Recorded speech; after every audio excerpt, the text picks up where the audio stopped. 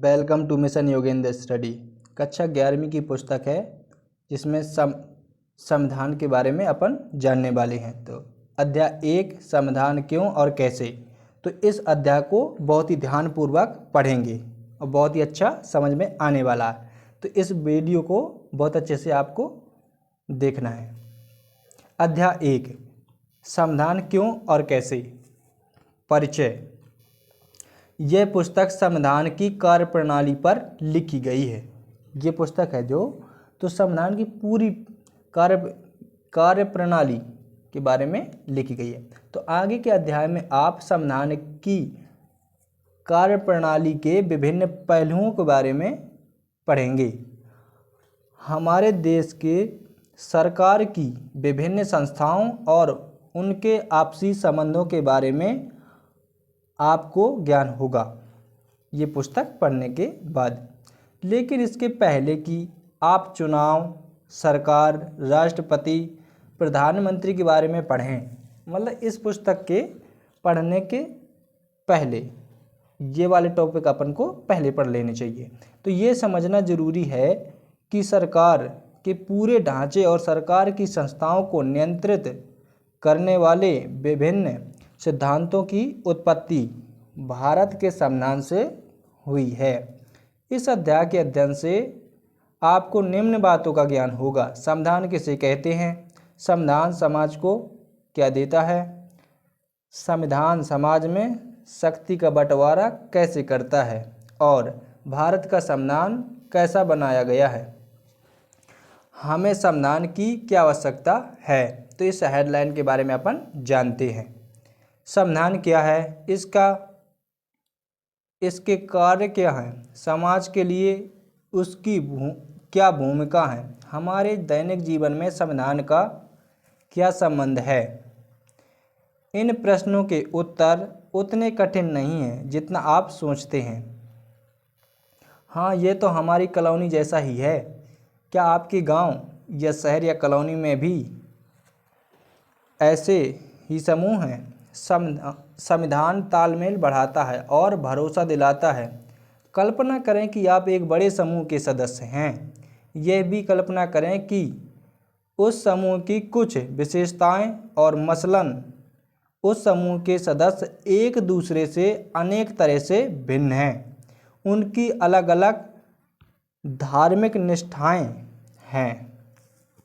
धार्मिक निष्ठाएं मतलब अलग अलग धर्म से हो सकते हैं।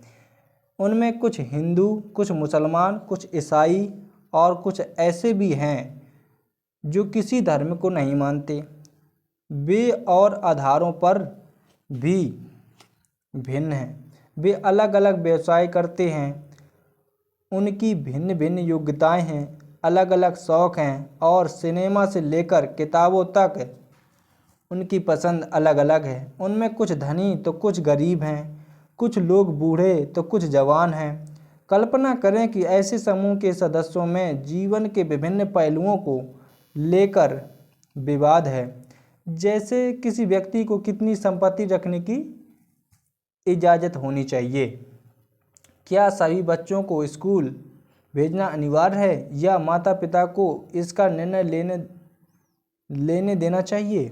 इस समूह को अपनी सुरक्षा के लिए कितना खर्च करना चाहिए, यानी कि एक समूह बनाया गया है, उसमें यह निर्धारित करना है कि इस समूह को कितना खर्च करना चाहिए या इसकी जगह से उसे बहुत सारे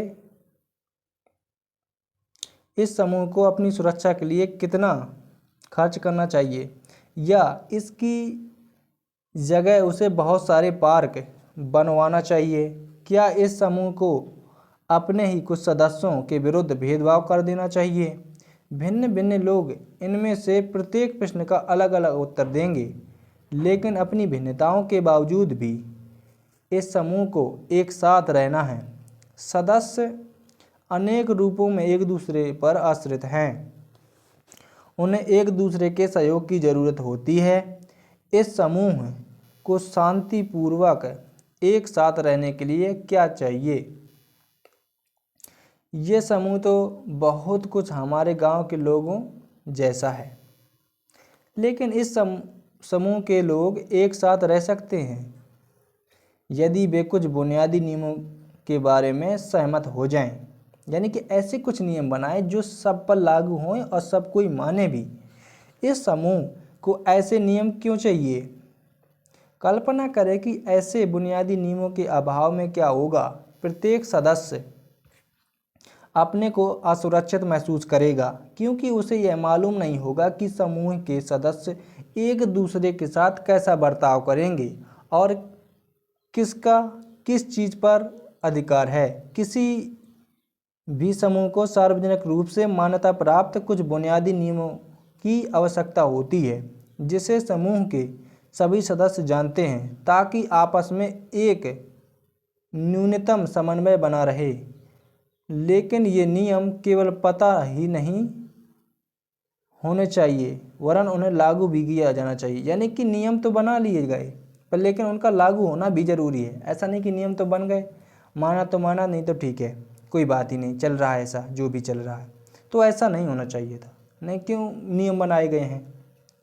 यदि नागरिकों को ये विश्वास ना हो कि दूसरे नागरिक भी उन नियमों का पालन करेंगे तो उनके पास भी उन नियमों को पालन करने का कोई आधार नहीं होगा। लेकिन जब यह कहा जाता है कि उन नियमों को न्यायालय में लागू किया जाएगा तो इससे सभी को विश्वास हो जाता है कि और लोग भी इन नियमों का पालन करेंगे क्योंकि ऐसा ना करने पर उन्हें दंड दिया जाएगा, यानी कि सज़ा मिलेगी जो नियम का उल्लंघन करेंगे।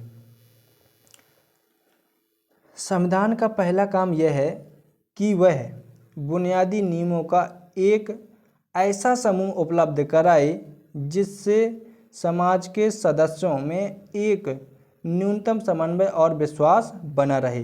तो अपन ने संविधान के बारे में पहली बात जान ली है। तो इस वीडियो में इतना ही। तो मिलता हूँ अगले वीडियो में, देखते रहिए।